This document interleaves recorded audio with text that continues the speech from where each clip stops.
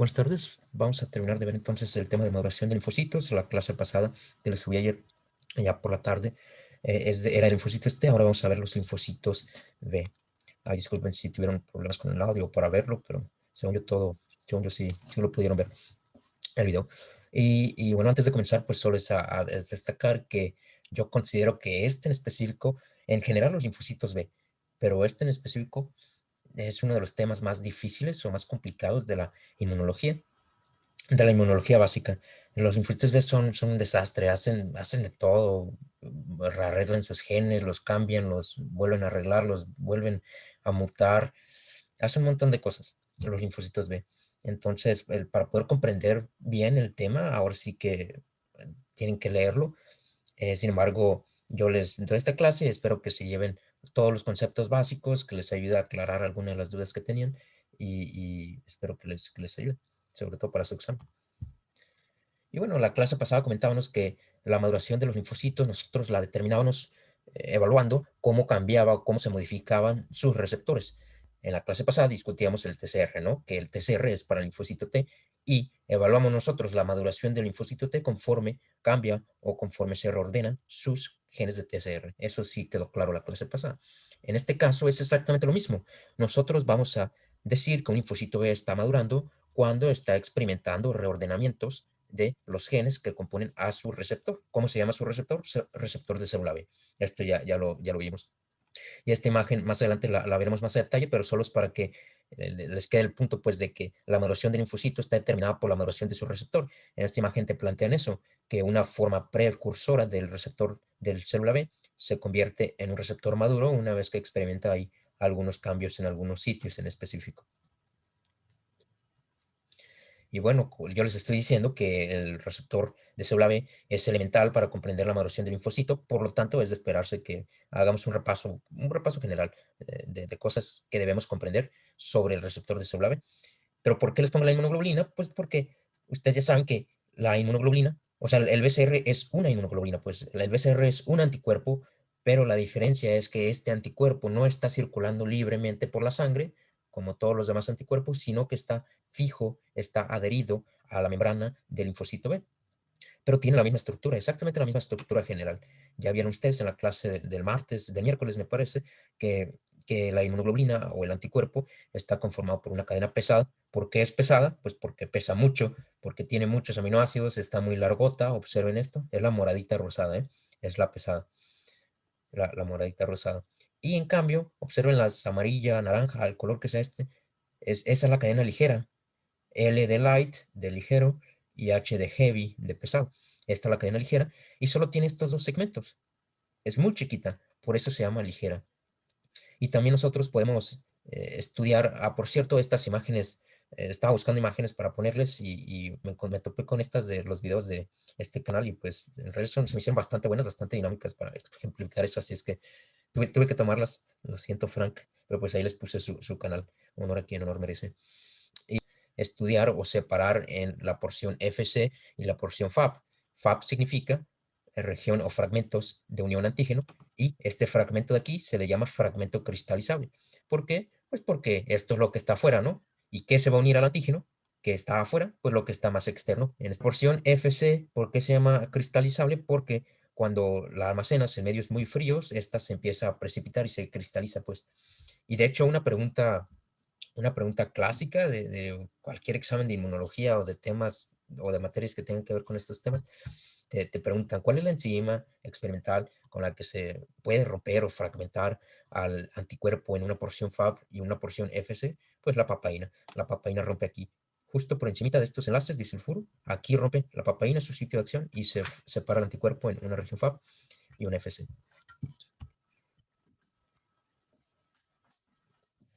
Y bueno, también ya les quedó claro que hay una cadena ligera, una pesada, pero yo les acabo de decir en la diapositiva pasada que la porción más externa del anticuerpo es la porción que se va a unir al antígeno. Esto sería la porción FAB. Y dentro de esta porción hay una región en específico, que son estas que están pintadas con color más fuerte, las que dicen V, tanto de la cadena ligera como de la cadena pesada, este segmento externo es específicamente el segmento que se va a unir al antígeno. Entonces, si se va a unir al antígeno y ya está muy claro que hay miles y millones de antígenos, ¿qué se espera de la región V, de la región variable? Que sea muy variable, que sea muy diversa, que no sea la misma siempre, que cambie célula con célula. Entonces, por eso se llama segmento variable, porque varía mucho dependiendo del antígeno. Y todo lo demás es constante. Y bueno, hay diferentes tipos también de cadenas pesadas. Las cadenas, y se les asignan nombres de letras griegas. Las cadenas pesadas, aquí está en la parte de la derecha, hay gamma, alfa, mi o mu, delta y epsilon. Y cadenas ligeras hay kappa y lambda. Bueno, todo es unido por enlaces disulfuro, aquí, aquí, aquí, acá en medio. Y las cadenas ligeras, recuerden que son estas que están aquí, como pegaditas por afuerita, están ahí todas sueltas, son cadenas chiquititas, por eso se llaman cadenas ligeras, no pesan mucho. Y hay de dos tipos, hay cadenas kappa y cadenas lambda. Son más comunes en humanos, son más comunes las kappa. Esto de hecho sí tiene importancia clínica, ustedes lo verán en otros semestres, que hay tumores en específico que producen muchos anticuerpos y una manera de nosotros medir la actividad de esos tumores es por medio de la medición de cadenas ligeras, kappa y lambda. Pero ese es un dato que les servirá para después. El chiste es que ustedes saben que estas son proteínas, ¿no? Y cualquier proteína se sintetiza a partir de un gen. Y la cuestión aquí es que todas, tanto la capa como la lambda, como la cadena pesada, la información genética que nosotros utilizamos para poderlo sintetizar no están en un solo cromosoma, están en varios cromosomas. Eso es bastante peculiar. Son varios cromosomas, pues, en donde se ubica la información de estas, tanto de la capa como de la lambda como de la pesada. Y estas son las cadenas pesadas. Las moraditas rositas ya sabemos que son las que pesan más, las que están largas, las que tienen más aminoácidos, y las podemos dividir en estos tipos dependiendo de la letra griega. Esta se llama gamma, alfa, mi o mu, delta y epsilon. Y no quiero que se confundan aquí. O sea, aquí hay una pregunta que yo les haría. ¿Por qué creen que las inmunoglobulinas, que todo el mundo conoce, todo estudiante de medicina, la inmunoglobulina G, la inmunoglobulina A, la M, la D, la E, o sea, se las saben y ya se las saben de memoria, las recitan, sus funciones, quién las produce y todo eso. Pero ¿por qué se llaman así? Si alguna vez se lo habían preguntado, pues esta es exactamente la respuesta de por qué se llaman GAMDE. Porque la información genética o la información para codificarlas está contenido en el gen gamma, el gen alfa y así. Y entonces, es obvio, pues nada más cuando ustedes escucharlo saben que esta letra gamma es el equivalente en el español a la G, esta alfa, el equivalente a la A, este mi o mu, de hecho la manera correcta de decirlo es mi, pero bueno, todo el mundo dice mu, es la M, el equivalente a delta de epsilon E. Entonces, si ya con eso tú puedes saber, si te dicen que una inmunoglobulina tiene una cadena alfa, tú le puedes decir que es una IgA. Si te dicen que tiene una gamma, entonces les puedes decir que es una IgG. Y específicamente sabemos que tiene una región variable, ¿no? Pero si nos ponemos un poco, hacemos un acercamiento un poco mayor, vamos a ver que existen estas regiones que se llaman CDR1, CDR2 y CDR3, que esto significa regiones determinantes de complementariedad, porque determinan qué tan complementarios pues son al receptor que les va a presentar el antígeno, el CDR, y estas son específicamente las porciones que se encuentran aquí, que van a determinar a qué antígeno se van a unir.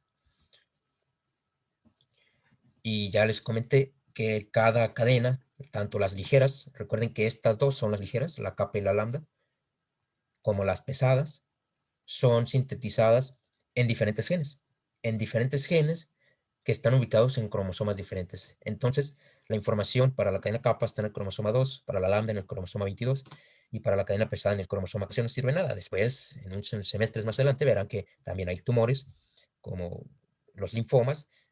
Ahorita no es muy relevante que lo sepan, que son mutaciones pues, en el cromosoma 14 o en el cromosoma 22 o en el cromosoma 12, entonces hay alteraciones para defectos en la producción de cadenas para inmunoglobulinas. Pero se los digo para que no crean que esto no tiene importancia, pues.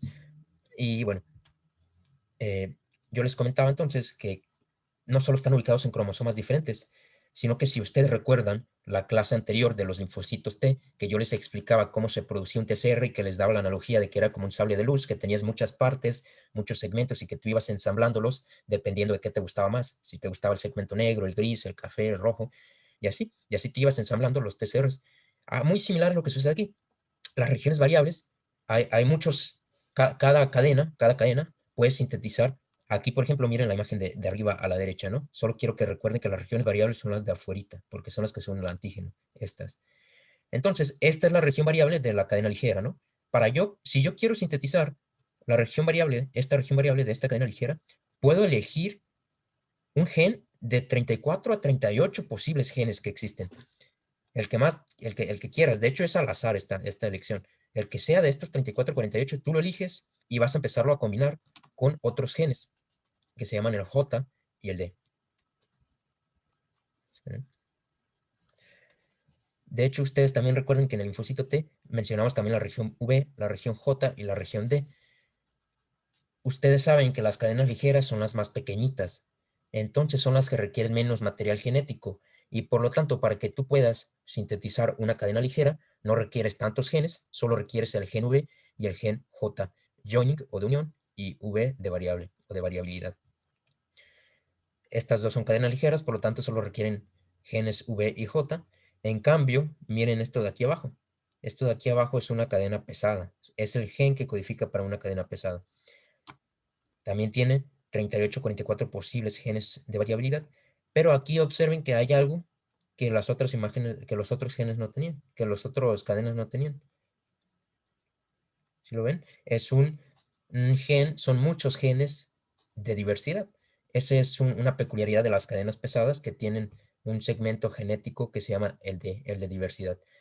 Y una manera fácil de recordarlo, pues es decir, si es una cadena pesada, tiene más material genético, requiere más material genético, perdón, por lo tanto tiene la parte D. Y si es ligera, solo el B y el J.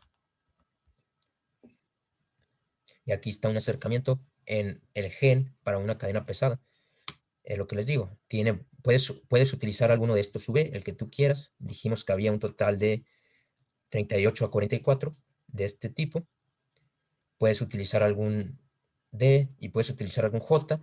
Y es así como vas construyendo tu sable, como vas construyendo tu propio gen. Y aquí les agregué esto. También puedes utilizar diferentes genes para región constante, que es, no se pierdan, es lo que les comentaba, es el Mi. Si por ejemplo tú utilizas el gen C-Mi, entonces vas a hacer una inmunoglobulina ¿de qué tipo? M. Si utilizas el delta, vas a hacer una inmunoglobulina D. Si utilizas el gamma, una inmunoglobulina G. Y así te vas, dependiendo de cuál sea tu corregión constante, es el gen de tu región constante, es el tipo de inmunoglobulina que vas a hacer.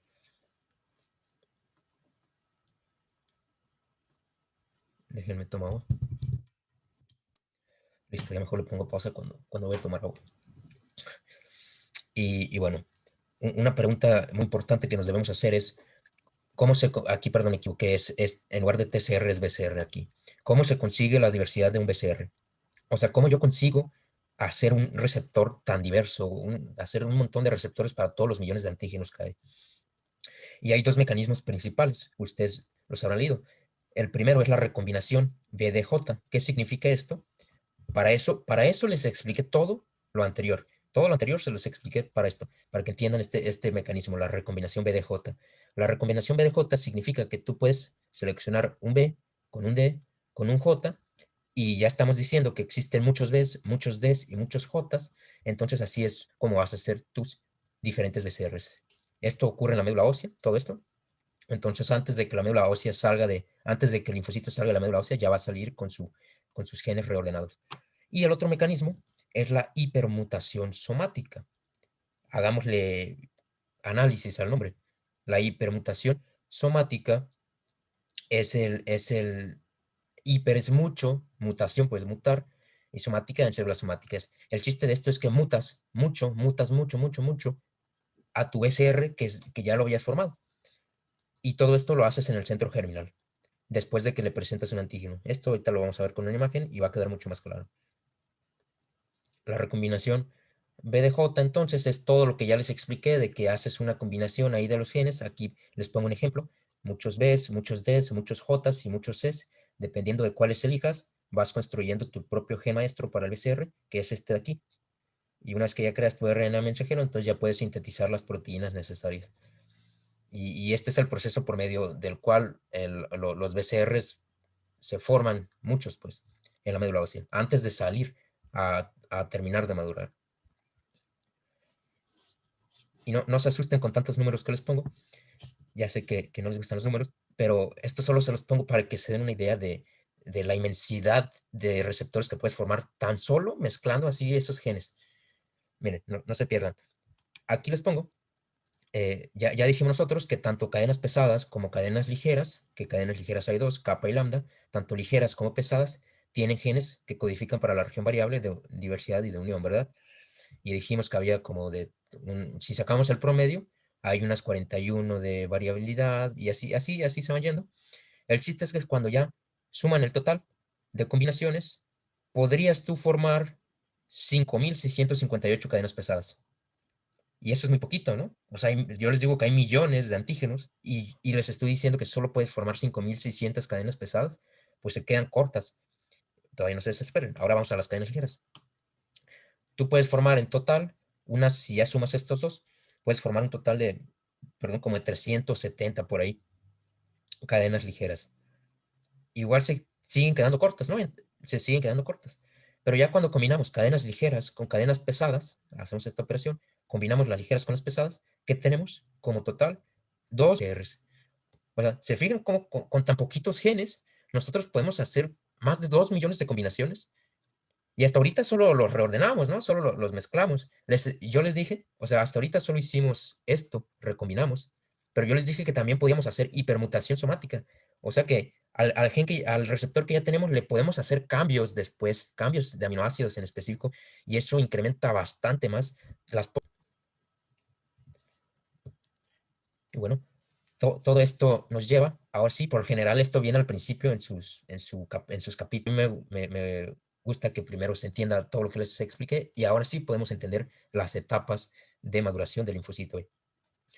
El linfocito B lo podemos dividir en varias etapas cuando está madurando, en la etapa pro y en la etapa pre. De hecho, ustedes a veces se confunden y por ejemplo, cuando están leyendo la hematopoiesis, que dice, este es un progenitor y este es un precursor y el proeritroblasto, el proeritrocito y no sé qué tanto les dicen, y los empiezan a confundir, ¿no? ¿Cuál va primero, cuál va después? Una manera que les podría servir para recordar eso, o por lo menos a mí me servía, es recordar estas dos palabras, ¿no? El progenitor y el precursor. Si tú escuchas progenitor, pues piensas como en tus padres, ¿no? Mis progenitores, aquellos que me dieron, que me formaron, los que estuvieron antes de mí, los progenitores. Y cuando escuchen precursor, pues no le hagan caso al prefijo pre, sino a cursor. Un curso, ¿no? Es un camino, un trayecto que está siguiendo y que va hacia adelante. Entonces, es una manera como que lo pueden recordar, ¿no? El progenitor, porque es el que lo formó, porque es que el padre, y el precursor, porque es el que anda por el camino hacia adelante. Y lo mismo aplica para los linfocitos B en maduración. Las etapas más tempranas se llaman pro, le decimos pro B, pro célula B, y las etapas un poquito más tardías les llamamos pre. Y la última etapa es el linfocito B inmaduro. Y otro detalle que les tengo es que estos linfocitos van a variar su tamaño, ¿no? Porque están madurando, están creciendo o están cambiando. Y una manera en que ustedes lo pueden recordar es así, con una montaña rusa, que es de bastante mala calidad. Ahí les puse otra, de hecho, una montaña rusa.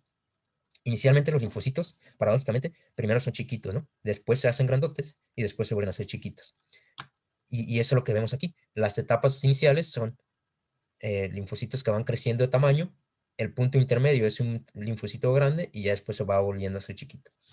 Para que todo esto se los digo para que les sirva para recordarse mejor los nombres estos. Y bueno, entonces les comento yo que podemos dividir al linfocito B que está madurando y dónde está madurando. Todo esto se está llevando a cabo en la médula ósea. El linfocito B empieza su proceso de maduración en la médula ósea. Y la primera etapa les digo entonces que es como el progenitor, el pro B, estas dos.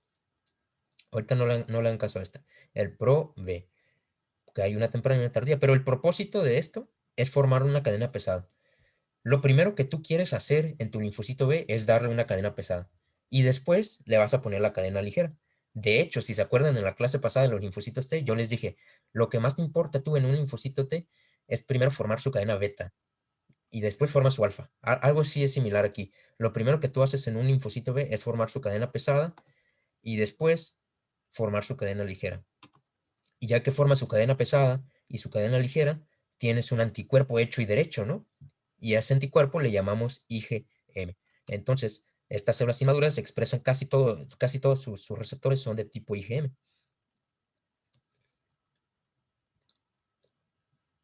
Y ya, bueno, antes de avanzar a la siguiente diapositiva, si quieren hacer un poco de adentramiento en cada una de estas etapas, pues la primera, de hecho la primera le llamamos pre-pro porque pues solo acuérdense que la pre-pro es la primera, pues es tanto pre como pro, no tiene pierde. Y aquí no sucede nada en realidad, aquí apenas se está formando. Pero aquí, la pro temprana, dijimos que se iba a empezar a reordenar su cadena pesada. Y dijimos que la cadena pesada estaba compuesta por el D, por el J y por el V. Entonces, al final de esta etapa, ya está formándose casi todo su V, su D y su J. Ya está casi todo reordenado.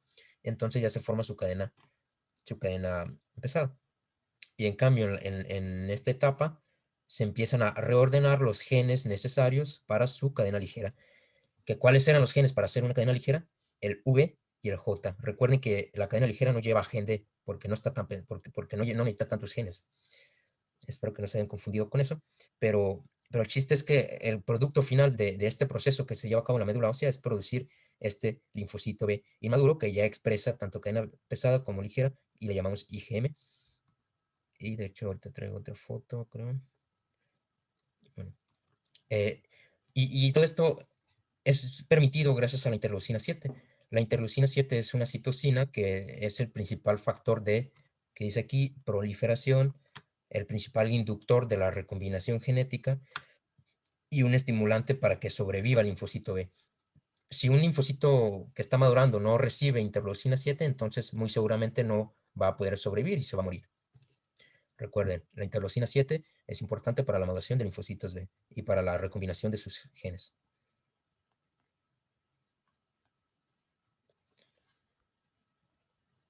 Bueno, de hecho, aquí me gustaría regresar. Espero que todavía puedan ver mi pantalla. Bueno, creo que no la van a poder ver, mejor sí. Ahorita les pongo la imagen que les quería enseñar. Pero el chiste es que una vez que termina todo esto en la médula ósea, se va al vaso. El vaso es el lugar en donde la gran mayoría de los linfocitos B termina de madurar. Todo este proceso de recombinación genética se llevó a cabo en la médula ósea. Pero en el vaso es donde va a terminar de madurar, donde se va a hacer probablemente selectivo algo antígeno, probablemente no. El chiste es que sale acá, de la célula inmadura de la médula ósea, se viene al vaso y, de hecho, en este periodo en que está en la fase de transición entre la médula ósea y el vaso, se llaman células B transicionales, T1 y T2. De ahí viene el nombre, pues, porque es la transición entre médula y vaso.